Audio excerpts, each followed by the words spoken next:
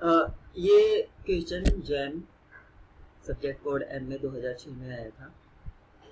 तो इसमें हमें एक FN दिया हुआ है और हमें ये इवेल्युएट करना है, इसकी वैल्यू इवेल्युएट करना है। तो यहाँ पर आप देख सकते हैं जो लिमिट है, लिमिट यूनिक आएगी, फिर इसका इंटीग्रेशन करेंगे ओवर 0 to π/2, तो यहाँ से एक डेफिनेट वैल्यू आएगा, फिर यहाँ से भी एक डेफिनेट वैल्यू आएगा और उसका लिमिट भी एक डेफिनेट होगा। तो यानी कि यहाँ पर जो रिजल्ट आएगा वो एक डेफिनेट होगा, यानी कि ये MCQ टाइप का क्वेश्चन है, इसका एक यूनिक सॉल्यूशन होगा। तो इसको प्रोसीड कैसे करेंगे उसकी तरफ फोकस करते हैं। तो जो हमें FN है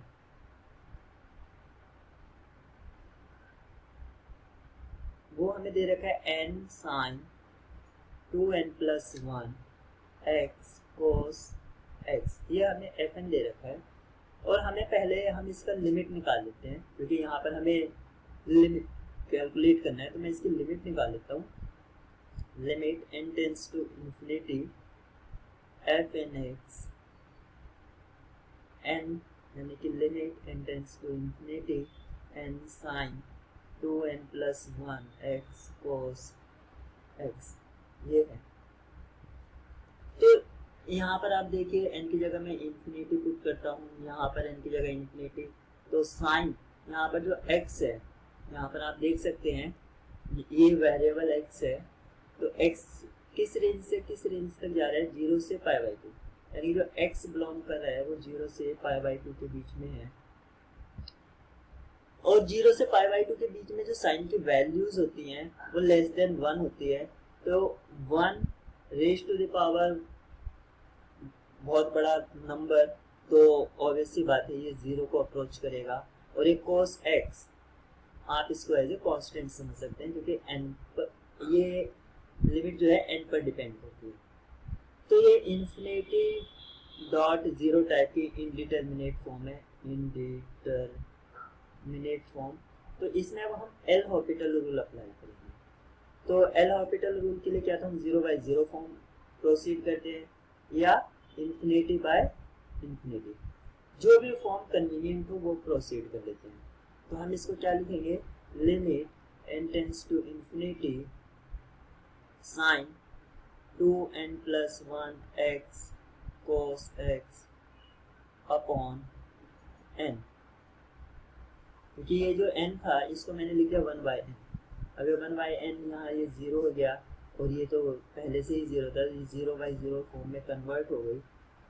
अब मैं इसका एल हॉस्पिटल रूल से न्यूमरेटर का डेरिवेटिव करूंगा, डिनोमिनेटर का डेरिवेटिव करूंगा।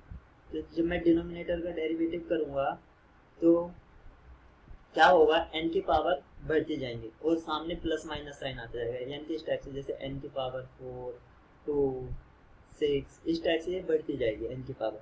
और यहाँ पर जब मैं डेरिवेटिव करूंगा तो यहाँ पर प्रोडक्ट रूल अप्लाई करूंगा, तो ये पावर काफी बड़ी है तो खत्म होने में बहुत टाइम लगेगा। तो कई बार मुझे डेरिवेटिव करना पड़ सकता है, न्यूमरेटर में भी डिनोमिनेटर में भी, दोनों में मुझे, यानी कि एल हॉस्पिटल रूल 3-4 बार मुझे अप्लाई करना पड़ेगा। तो उससे बचने का यहाँ पर एक शॉर्टकट है। क्या है कि मैं यहाँ पर जो ये n है और ये जो पूरा जो fnx है n sin 2n+1 x cos x, इसको मैं कुछ इस तरह से लिख लेता हूँ, limit n tends to infinity या 1/n टेंड्स टू 0, 1/n 0 को अप्रोच करेगा, तो यानी कि n को आप चेंज कर दीजिए 1/n से, तो sin 2/n+1 x cos x,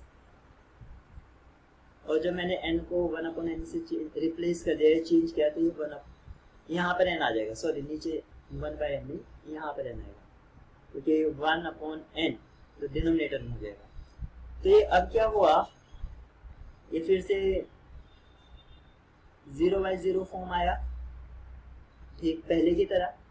तो अगर मैं यहाँ पर ये तो n, ये क्या होगा n, तो ये है मेरा इन्फिनिटी और ये मेरा पहुंच रहा है साइन एक्स,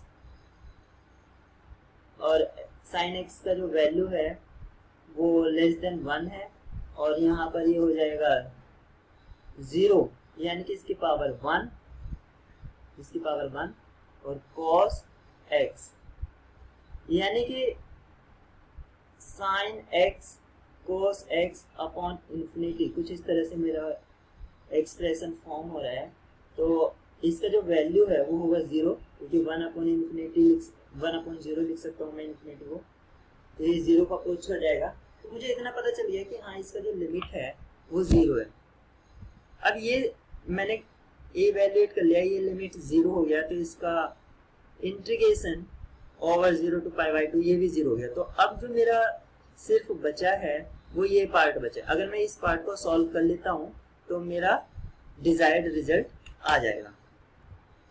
तो अब मुझे जो इवैल्यूएट करना है, सिर्फ इसको इवैल्यूएट करना है, क्योंकि इसका वैल्यू तो 0 हो गया, तो जो इसका आंसर होगा वही आंसर होगा।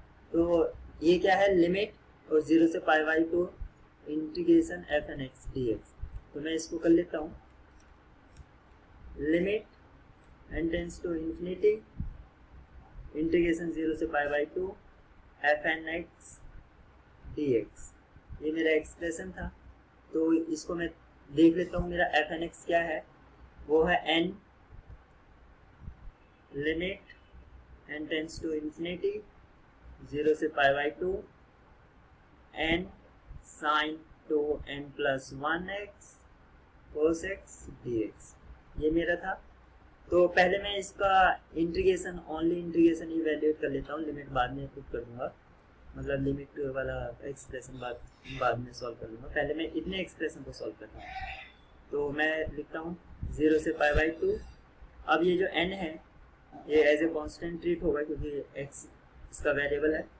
तो sign 2n + 1x cos x dx। अगर मैं साइन x को t मान लूँ तो उसका डेरिवेटिव cos x प्रेजेंट है, तो इसको मैं लेट कर लेता हूँ, लेट साइन x = t। तो ये क्या हो जाएगा, cos x dx = dt।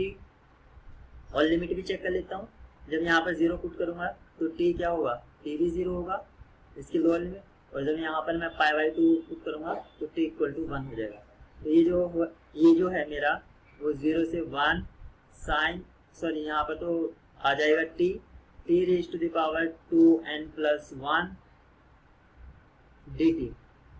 अब इसका मुझे इंटीग्रेशन करना है, तो x raised to the power n उस टाइप से है, तो t की पावर 2n + 2 हो जाएगा, एक ऐड हो जाएगा, और ये हो जाएगा 2n + 2, और n आउटसाइड था, और लिमिट 0 to 1। मेरा ये एक्सप्रेशन फॉर्म हो चुका है।